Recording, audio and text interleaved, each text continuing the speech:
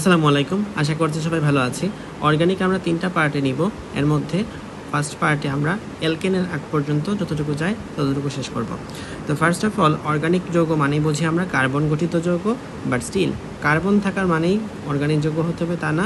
Carbon থাকার পরেও অজৈব যৌগ হতে পারে। কে সায়ানাইড যৌগগুলা, carbon monoxide, carbon dioxide, carbonyl যৌগগুলা, কার্বাইড যৌগগুলা, সালফাইড যৌগগুলা এবং কার্বনেট যৌগগুলা।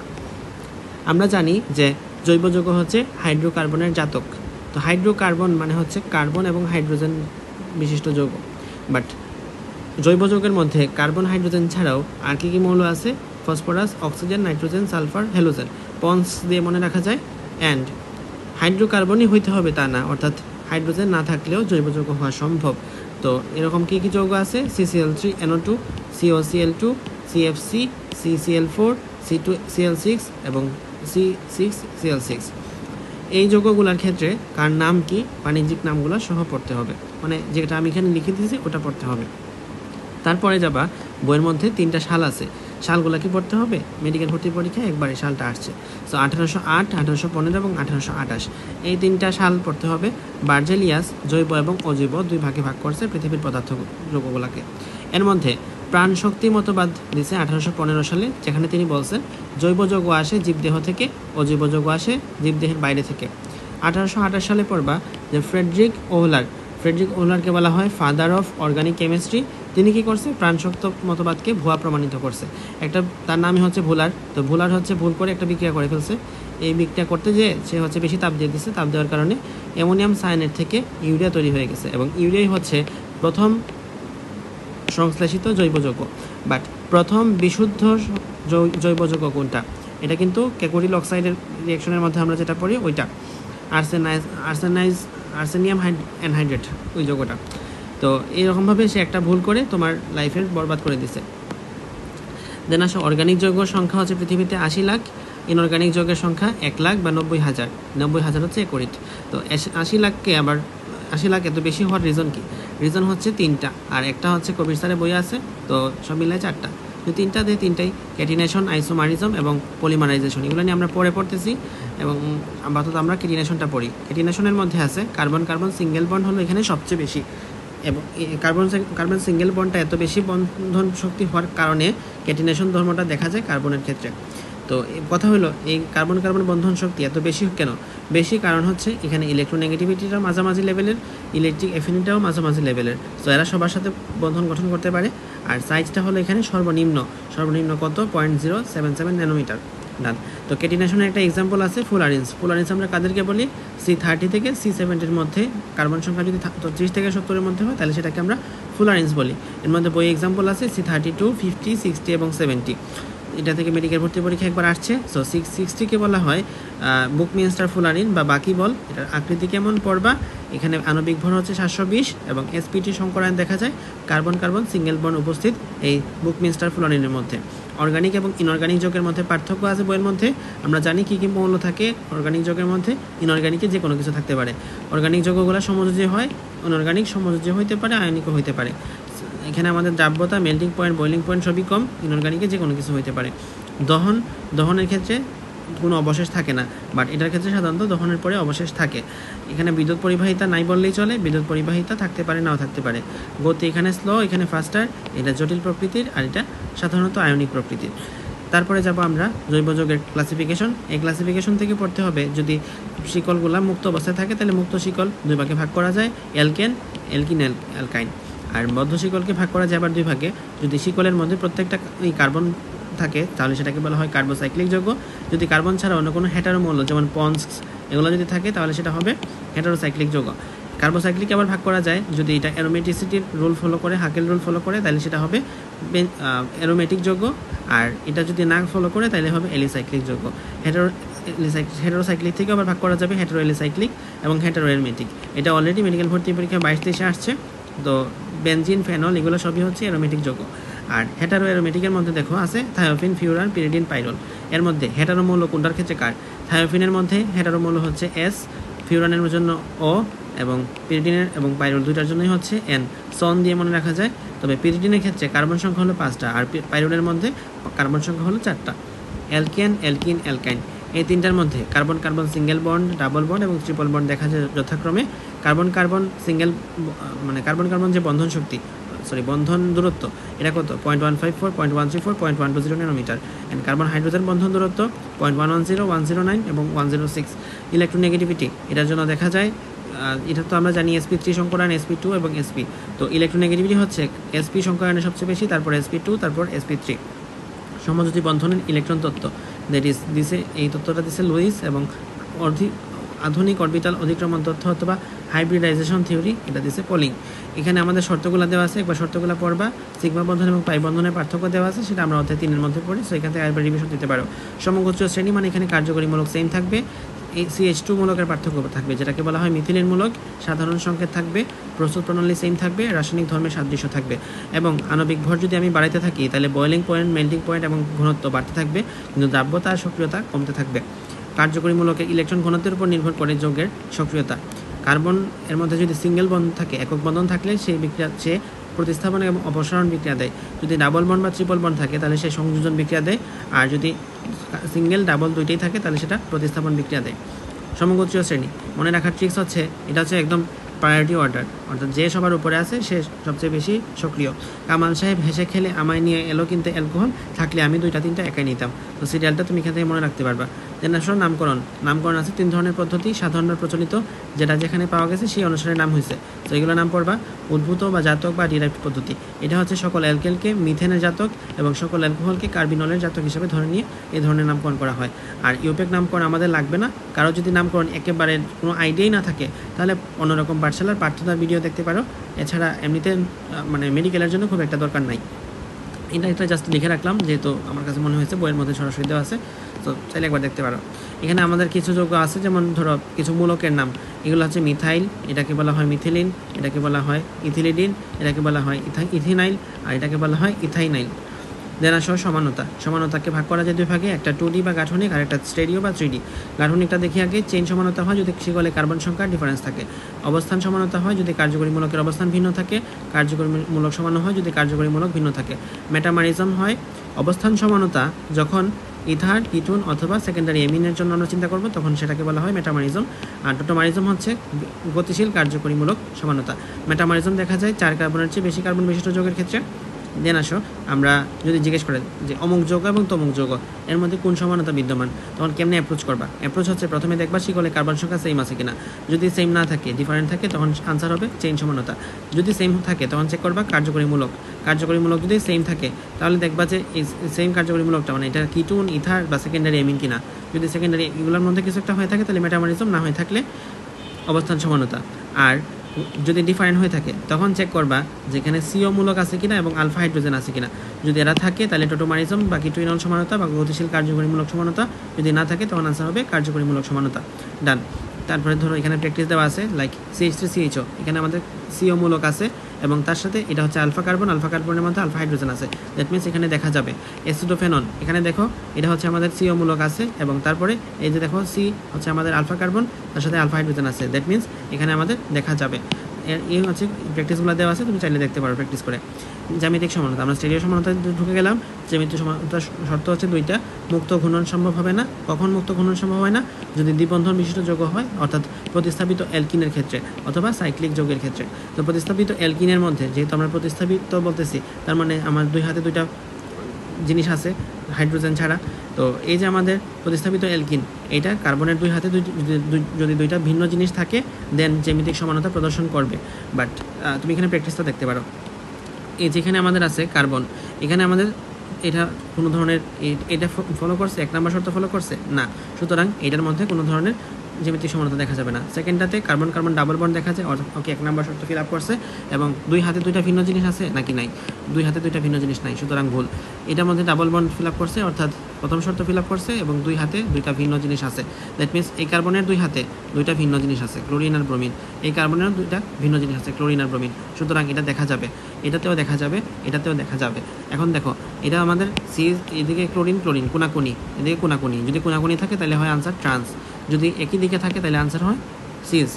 আর যদি তুমি এটার মধ্যে দেখো চারটাই ভিন্ন জিনিস, তখন কি করবা, তখন ভর হিসাব করবা, এটার মধ্যে এখানে ভর বেশি আর এখানের মধ্যে এটার ভর বেশি, তাহলে এই ভর বেশিওয়ালা জিনিসগুলো একসাথে আছে, ভর কমওয়ালা জিনিসগুলো একসাথে আছে, দ্যাট মিনস এটাও হবে সিজ। গেল সিজ এবং ট্রান্সের মধ্যে পার্থক্য, এখান থেকে পড়বা যে সিজের জন্য সব কিছুই বেশি, ট্রান্সের জন্য তাপীয় স্থিতি আর মেল্টিং পয়েন্টটা বেশি শুধুমাত্র। ডাইইলেকট্রিক ধ্রুবক, এখান থেকে বই থেকে বা সংজ্ঞা পড়তে পারো, পানির ডাইইলেকট্রিক ধ্রুবক হচ্ছে 80, মিথানল 30 এবং ইথানল 25। ফিজিক্সের সাথে কনফিউশন লাগবে, 20 না 80 দিব, যদি অপশনে দশমিকওয়ালা অপশন থাকে তাহলে আনসার হবে 20, যদি দশমিকওয়ালা না অপশন না হয়, আনসার নর্মাল অপশন হয় দশমিক ছাড়া, তাহলে আনসার হবে 80। আলোক সমানতা, এর শর্ত কি, কাইরাল কার্বন অথবা অপ্রতিসম কার্বন থাকবে, এবং এটার এক্সেপশন কি, এক্সেপশন হচ্ছে মেসোযৌগ। ফিচার্স কি, ফিচার্সগুলো একবার রিডিং পড়বা, দেন আসো ধরো কাইরাল কার্বন আছে কি নাই কেমনে বুঝবো, বিউটানল 2 এটার সংকেতটা এখানে লিখে রাখছি, এখানে নাই মানে হচ্ছে হাইড্রোজেন আছে আর কি। এখন দেখো এই যে আমাদের 1 নম্বর কার্বন, এই কার্বনের এক হাতে আছে হাইড্রোজেন, এই হাতেও হাইড্রোজেন, এই হাতে হাইড্রোজেন, তো তিনটা ভিন্ন জিনিস হইলো, যার হাতে চারটা ভিন্ন জিনিস হইলো না, বাদ। সেকেন্ড কার্বনে দেখো, সেকেন্ড কার্বনের এক হাতে আছে OH, এক হাতে আছে H, এক হাতে আছে এই পুরাটা, এক হাতে আছে মাত্র CH3, তাহলে চার হাতে চারটা ভিন্ন জিনিস আছে নাকি নাই, আছে, সুতরাং এই যৌগের মধ্যে কাইরাল কার্বন আছে এইটা, এর পরেরটাও না, পরেরটাও হয় না, সুতরাং এই যৌগের মধ্যে আমরা কি দেখতে পারবো, আলোক সমানতা দেখতে পারবো। সর্বনিম্ন কত কার্বন বিশিষ্ট অ্যালকেনের মধ্যে কাইরাল কার্বন দেখা যাবে, আনসার হচ্ছে 7 কার্বন, ডান। আপেক্ষিক আবর্তন, এটা কবির স্যারের বইয়ে আছে, আলফার ভ্যালু যদি পজিটিভ হয় দেন এটা হচ্ছে ডি সমানু, যদি নেগেটিভ হয় তাহলে সেটা এল সমানু। আলফার সূত্র হচ্ছে θ/LC, এল হচ্ছে ডেসিমিটার এককে এবং সি হচ্ছে গ্রাম পার এমএল এককে। দেন আসো CRN রুল, সি ফর কার্যকরীমূলক সমানতা, মানে সি ফর কার্যকরীমূলক, এবং আর ফর আর অথবা এইচ, এন ফর প্রতিস্থাপক। তো ধরো এটা দিয়ে আমরা কি শনাক্ত করি, ডি নাকি এল, সেটা এটা ছিল স্মল ডি স্মল এল, আর এটা হচ্ছে ক্যাপিটাল ডি ক্যাপিটাল এল। তো এটা বোঝার জন্য আমরা ধরো এখান থেকে শুরু করলাম, প্রথমে সি, তারপরে যাব আর, তারপর হচ্ছে এন, এটা হচ্ছে প্রতিস্থাপক। সো CRN কেমনে ঘুরছি, অ্যান্টি ক্লকওয়াইজ, আর অ্যান্টি ক্লকওয়াইজ হলে ডি, সুতরাং এই যৌগটা হচ্ছে ডি ল্যাকটিক অ্যাসিড। যদি এখানে আমাদের আরটা থাকতো এদিকে আর ওইটা থাকতো এদিকে, তখন এটা হচ্ছে হয়তো এল ল্যাকটিক অ্যাসিড। এনানসিওমার বা অ্যান্টিপড বা এনানসিওমর্ফ বা অ্যান্টিমার, এটা হচ্ছে সমান কোণে বিপরীত দিকে বাঁকায়, যেমন ডি ল্যাকটিক অ্যাসিড হচ্ছে +2.24 ডিগ্রি কোণে বাঁকায়, এল ল্যাকটিক অ্যাসিড হচ্ছে -2.24, তাহলে এরা হচ্ছে পরস্পর এনানসিওমার। ডিল গ্লুকোজ, এল গ্লুকোজ, এটার ভ্যালু সহ মুখস্থ করবা, এরা হচ্ছে মিরর ইমেজ হয়। তারপর রেসিমিক মিশ্রণ, দুইটা এনানসিওমারকে যদি আমি মিশাই দিই তখন সেটা তৈরি করবে রেসিমিক মিশ্রণ, সমমোলারে মিশাইতে হবে। এটাকে পৃথক করবো কীভাবে, ব্যাকটেরিয়া চালন পদ্ধতিতে। ডায়াস্টেরিওমার হচ্ছে ভিন্ন কোণে বাট একই দিকে বাঁকায়, যেমন ধরো ডি ল্যাকটিক অ্যাসিড এটাকে বাঁকায় হচ্ছে +2.24 ডিগ্রি, ডি গ্লুকোজকে বাঁকায় +52.3 ডিগ্রি, তাহলে কোণ ভিন্ন কিন্তু দিক সেম, দুইটাই প্লাস, সুতরাং ডি ল্যাকটিক অ্যাসিড এবং ডি গ্লুকোজ এরা দুইটা হচ্ছে আমাদের কি ডায়াস্টেরিওমার। ওকে ডান। তারপরে কোথায় কোনটা পাওয়া যায় মুখস্থ করবা, এরা কিন্তু মিরর ইমেজ হয় না। লাস্টে আসো মেসোযৌগ, মেসোযৌগ হচ্ছে নিজেই নিজের মিরর ইমেজ। ধরো এই যৌগটা আমি যদি এই বরাবর একটা লাইনটা নিই, এখানে hydrogen hydrogen, chlorine OH OH, carbon carbon, COH COH, অর্থাৎ নিচের অংশ উপরের অংশের অনুরূপ, তাহলে এটা হবে আমাদের মেসোযৌগ নিজে নিজের মিরর ইমেজ। এবং এই যৌগের সংকেত কি, মেসো টার্টারিক অ্যাসিড বলা হবে। মিনিমাম 2 কার্বন লাগবে মেসোযৌগ হওয়ার জন্য, এবং মেসোযৌগগুলো আলোক নিষ্ক্রিয় হয়। তারপর আসো সমানতার সংখ্যা। সমানতার সংখ্যা নির্ণয়ের ট্রিক্স হচ্ছে, বেনজিনের যদি আমাদের কোনো ধরনের প্রতিস্থাপক না থাকে সমানুর সংখ্যা 1, যদি একটা প্রতিস্থাপক থাকে সমানুর সংখ্যা 1, অথবা যদি জিজ্ঞেস করে নিচে কোনটি সমানও নেই তখন এক প্রতিস্থাপক বলা যেটা ওইটাই আনসার দিবা। তারপরে যদি দুইটা প্রতিস্থাপক থাকে তখন আনসার হবে 3 কি প্যারা, অর্থ এবং মেটা সমানু। আর যদি প্রতিস্থাপক থাকে 3টা তাহলে সেম হবে 3টা, দুইটা সেম থাকলে হবে 3টা, যদি দুইটা সেম থাকে তাহলে আনসার হবে 6, আর যদি সবগুলোই ভিন্ন থাকে তাহলে আনসার হবে 10।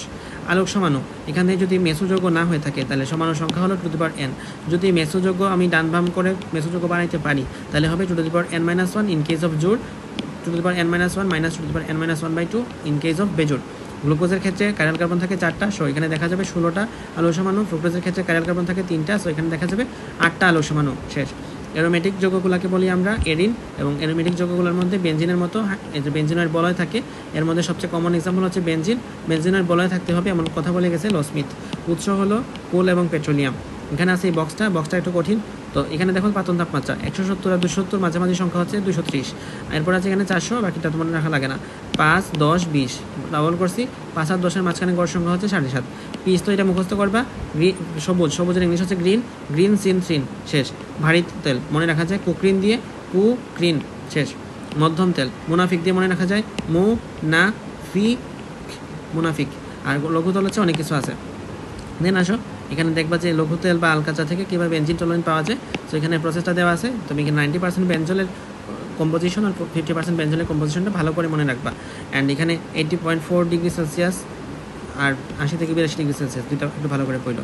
বেনজিন থেকে পড়বা কার্বন কার্বন বন্ধন দূরত্ব 0.139 ন্যানোমিটার। তারপর হচ্ছে sp2 সংকরণ দেখা যায় এবং এরা হাকেল রুল ফলো করে। হাকেল রুল কি? সমতুল্য চাকরিযোগ্য হতে হবে, যেখানে কার্বন সংখ্যা 5 থেকে 6 মিনিমাম হওয়া লাগবে, একান্তর পাই বন্ধন থাকা লাগবে এবং 4n+2 সংখ্যক পাই ইলেকট্রন থাকা লাগবে। বেনজিন ইলেকট্রোফিলিক এডিশন এবং ইলেকট্রোফিলিক সাবস্টিটিউশন বিক্রিয়া দেয়, বাট এখানে আমরা জানি যে বেনজিনের মধ্যে ডাবল বন্ড আছে, দেন পেন্স পাই বন্ধন আছে। পাই বন্ধন থাকার পরেও সে পাই বন্ধনের শনাক্তকারী যে টেস্ট, ব্রোমিন টেস্ট এবং বেয়ার টেস্ট, এই টেস্টগুলো সে দেয় না। টিমার্স স্পেশাল, এটা হচ্ছে তোমার অ্যারোমেটিকের যত বিক্রিয়া আছে সেটা মোটামুটি কভার করে ফেলবে এই ছক দিয়ে। তো ফেনল থেকে আমরা বেনজিন বানাইতে পারি কি দিয়ে? জিঙ্ক দিয়ে। ইথাইনের পলিমারকরণ করলে 450 ডিগ্রি সেলসিয়াস এবং আয়রন দিলে বেনজিন উৎপন্ন হয়। ডিকার্বক্সিলেশন বিক্রিয়ার মাধ্যমে বেনজিন তৈরি হয়, সেক্ষেত্রে কার্বন সংখ্যা 1 কমে। বেনজিন ডাইজোনিয়াম ক্লোরাইড থেকেও বেনজিন বানানো যায়, ফসফেনিক অ্যাসিড আর কপার প্লাস আয়ন দিলে, কিউ প্লাস আয়ন দিলে। তারপর এখানে আমরা এরাইল হ্যালাইড থেকে, এরাইল যে ম্যাগনেসিয়াম ক্লোরাইড আছে সেখান থেকে, অর্থাৎ গ্রিকনার বিকার থেকে H2O মানে আর্দ্র বিশ্লেষণ করলে আমরা বেনজিন বানাইতে পারবো। হেক্সেন থেকেও বানাইতে পারবো বেনজিন, সেটাকে বলা হয় প্ল্যাটফর্মিং বা রিফর্মিং বা অ্যারোমেটিকরণ বিক্রিয়া। প্রভাবক কি? মুখস্থ করবা। টোলুইন থেকে বানাইতে পারি, সেই বিক্রিয়ার নাম হচ্ছে হাইড্রোডিঅ্যালকাইলেশন এবং এখানে আমরা প্রভাবক এবং তাপমাত্রার নাম মুখস্থ রাখবো। দেন আসো আমরা বেনজিন প্রস্তুতি পড়ছি, টোলুইন প্রস্তুতি। টোলুইন কেমনে বানায়? বেনজিন থেকে টোলুইন বানানো যায় ফ্রিডেলক্রাফট অ্যালকাইলেশন করলে। তারপরে হেপটেন থেকে আমরা বানাইতে পারি সেম প্ল্যাটফর্মিং বা রিফর্মিং বা অ্যারোমেটিকরণ, এখানে প্রভাবক তাপমাত্রা মুখস্থ রাখবা। উর্সফিটিক বিক্রিয়ার মাধ্যমে আমরা ডাই ইথার দিয়ে টোলুইন বানাইতে পারি, মনে রাখবা। উর্স বিক্রিয়ার মাধ্যমে অ্যালকেন বানায় আর উর্সফিটিক বিক্রিয়ার মাধ্যমে টোলুইন বানায়। ডান। টোলুইন থেকে আমরা আবার বেনজালডিহাইড বানাইতে পারি। বেনজালডিহাইড বানানোর জন্য বিক্রিয়ার নাম হচ্ছে এই ইটার রিঅ্যাকশন। ইটার রিঅ্যাকশনের তাপমাত্রা এবং প্রভাবকের নাম মনে রাখতে হবে। দেন আসো ইলেকট্রোফিলিক এডিশন। বেনজিনের ইলেকট্রোফিলিক এডিশন হচ্ছে হাইড্রোজেনেশন, যেটা 200 ডিগ্রি সেলসিয়াসে করা হয়। যদি অ্যালকিন বা অ্যালকাইনের জন্য করা হয় তাহলে অ্যালকিন থেকে অ্যালকেন তৈরি হয়, অ্যালকাইন থেকে অ্যালকিন অথবা অ্যালকেন তৈরি হয়। সো এই প্রভাবকগুলো, তাপমাত্রাগুলো পড়তে হবে। ক্লোরিনেশন, ক্লোরিন মিশানো হয়, গ্যামাক্সিন বা লিন্ডান উৎপন্ন হয়। ওজোনীকরণ করলে গ্লাইঅক্সাল উৎপন্ন হয়। ইলেকট্রোফিলিক সাবস্টিটিউশন, এখানে আমাদের হ্যালোজিনেশন করলে ক্লোরোবেনজিন বা হ্যালোবেনজিন তৈরি হয়। ফ্রিডেলক্রাফট অ্যালকাইলেশন করলে এখানে টোলুইন তৈরি হয়। সালফোনেশনের জন্য প্রভাবক কি? প্রভাবক হচ্ছে SO3, কি মেশানো হয়? H2SO4 মেশানো হয়, উৎপন্ন হয়েছে আমাদের এটা। নাইট্রেশনের জন্য নাইট্রিক অ্যাসিড মেশানো হয় অ্যান্ড এখানে প্রভাবক কি? H2SO4। তাপমাত্রা কত? 60 ডিগ্রি সেলসিয়াস, উৎপন্ন হয়েছে নাইট্রোবেনজিন। টোলুইনের কোন বিক্রিয়ার জন্য তাপমাত্রা কত? একটু জাস্ট করে নিলেই হবে। বেনজিনের বহু প্রতিস্থাপক। বেনজিনের বহু প্রতিস্থাপন নির্ভর করে এক্সিস্টিং প্রতিস্থাপকের উপর। এক্সিস্টিং প্রতিস্থাপকটা হতে পারে অ্যাক্টিভেটিং গ্রুপ অথবা ডিঅ্যাক্টিভেটিং গ্রুপ। অ্যাক্টিভেটিং গ্রুপ হলে সে বলয় ইলেকট্রন দেয়, ডিঅ্যাক্টিভেটিং গ্রুপ হলে বলয় থেকে ইলেকট্রন নেয়। অ্যাক্টিভেটিং গ্রুপ অর্থোপ্যারা নির্দেশক, ডিঅ্যাক্টিভেটিং গ্রুপ মেটা নির্দেশক। অ্যাক্টিভেটিং গ্রুপের মধ্যে প্লাস ইন্ডাকটিভ ইফেক্ট দেখা যায়, ডিঅ্যাক্টিভেটিং গ্রুপের মধ্যে মাইনাস মেসোমেরিক ইফেক্ট দেখা যায়। এবং অ্যাক্টিভেটিং গ্রুপ হচ্ছে এগুলা, ডিঅ্যাক্টিভেটিং গ্রুপ হচ্ছে এটা। এর মধ্যে ব্যতিক্রম হচ্ছে এক্স হচ্ছে মানে এক্স মানে হ্যালোজেন আর কি। ক্লোরিন হচ্ছে সবচেয়ে ভালো এক্সাম্পল। ক্লোরিনের মধ্যে ক্লোরিন বলয় নিষ্ক্রিয়কারী, বাট এটা অর্থোপ্যারা নির্দেশক। তো কোনটা অ্যাক্টিভেটিং আর কোনটা ডিঅ্যাক্টিভেটিং বোঝার ট্রিক্স হচ্ছে এটা। ধরো বেনজিনের সাথে এক্স মৌলটা যুক্ত, এক্সের সাথে ওয়াই যুক্ত। যদি এক্সের ইলেকট্রোনেগেটিভটা ওয়াই থেকে বেশি হয় দ্যাট মিনস এটা অর্থোপ্যারা, আর যদি ওয়াইয়ের ইলেকট্রোনেগেটিভটা এক্সের চেয়ে বেশি হয় তাহলে এটা হবে মেটা। যেমন ধরো এটা আমাদের দেওয়া আছে, এখানে আছে আমাদের কার্বন, কার্বনটা হচ্ছে এখানের জন্য এক্স আর ওটা হচ্ছে এখানের জন্য ওয়াই, তাহলে এক্সেরটা বেশি না ওয়াইয়েরটা বেশি? আমরা জানি যে অক্সিজেনের ইলেকট্রোনেগেটিভিটি বেশি, দ্যাট মিনস ওয়াইয়ের ইলেকট্রোনেগেটিভিটি বেশি, দ্যাট মিনস এটা হবে আমাদের মেটা। বোঝা গেল আশা করি। তারপরে যাও অ্যালকাইল গ্রুপ। অ্যালকাইল গ্রুপগুলো দাতা হয়ে থাকে, অ্যালকাইল গ্রুপের সক্রিয়তার ক্রমগুলো মুখস্থ করবা, মানে পড়ে রাখলে হবে। অ্যালকাইনাল গ্রুপ, অ্যালকিনাইল গ্রুপের সংকেত পড়বা। এবং ভিনাইল কাকে বলে? ভিনাইল মানে CH2CH, আর অ্যালাইন মানে হচ্ছে CH2CH মানে অর্থাৎ প্রোপিনাইল কে বলা হয় অ্যালাইল। তারপরে যাব বন্ধন বিভাজন। বন্ধন বিভাজন হয় দুই রকম, একটা সুষম বন্ধন বিভাজন আর একটা অসম বন্ধন বিভাজন। যদি দুই পাশে সেম জিনিসই থাকে তখন সেটা বিভাজন হলে সুষম বন্ধন বিভাজন, যার ফলে ফ্রি রেডিক্যাল তৈরি হয়। আচ্ছা, যদি আমাদের দুই পাশে সেম জিনিস না থাকে এবং যেটা পজিটিভ সাইড, তাহলে পজিটিভ সাইড যদি তৈরি হয় তাহলে সেটা কার্বোক্যাটায়ন বা কার্বনিয়াম, আর যদি নেগেটিভ সাইড হয় তাহলে কার্বনায়ন। তো কার্বোক্যাটায়ন এবং ফ্রি রেডিক্যাল এদের ক্ষেত্রে ইলেকট্রনের ঘাটতি দেখা যায়, ইলেকট্রনের ঘাটতি দেখা গেল। আর যদি কার্বনায়নের ক্ষেত্রে ইলেকট্রনের আধিক্য দেখা যায়। তো ইলেকট্রনের ঘাটতি মানে কি? সে ফকির এলাকায় কি অনেক বেশি ধনী থাকলে ভালো, সুতরাং 3 ডিগ্রি থাকলে সবচেয়ে বেশি স্টেবল হবে। 3 to 1 স্টেবিলিটি এখানেও 3 to 1, বাট এখানে তো উল্টাটা, আর ইলেকট্রনের আধিক্য দেখা যায়, সুতরাং এটা হবে 1 to 3। সক্রিয়তা স্টেবিলিটি অর্ডারের বিপরীত। রেডিক্যালের বৈশিষ্ট্যগুলো মুখস্থ করবা। দেন আসো, যদি একটা বিক্রিয়া হয় এটা, তাহলে জৈব যৌগটাকে বলি আমরা সাবস্ট্রেট, অ্যাটাকিং রিয়েজেন্টটাকে বলি আমরা বিকারক। উৎপাদ হলো যেটা আমরা চাই, উপজাত হলো যেটা উৎপাদের সাথে তৈরি হয়। এরপর আসো বিকারকের লিস্টগুলো। এখানে ইলেকট্রোফাইল আছে, নিউক্লিওফাইল আছে। ইলেকট্রোফাইলগুলো হয় পজিটিভ চার্জ, নিউক্লিওফাইলগুলো হয় নেগেটিভ চার্জ। ইলেকট্রোফাইলগুলো লুইস অ্যাসিড, নিউক্লিওফাইলগুলো লুইস বেস। এছাড়া কবির স্যার এবং গুহ স্যারের মধ্যে কিছু এক্সট্রা এক্সাম্পল আছে যেগুলো তুমি এই ট্রিক্স দিয়ে বের করতে পারবে না, সো এগুলো একটু মুখস্থ রাখতে হবে কষ্ট করে। দেন আসো স্ট্রং নিউক্লিওফাইল কাকে বলি। যদি আমাদের ইলেকট্রোনেগেটিভিটি কম হয় এবং চার্জটা বেশি হয়, ছোটো নিউক্লিওফাইল হয় এবং শাখাবিহীন নিউক্লিওফাইল হয়, তখন সেই নিউক্লিওফাইলটা স্ট্রং নিউক্লিওফাইল হয়ে থাকে। ডান, স্ট্রং নিউক্লিওফাইল দেখি আমরা অ্যাসিম্পটোটিক জন্য। So that's all for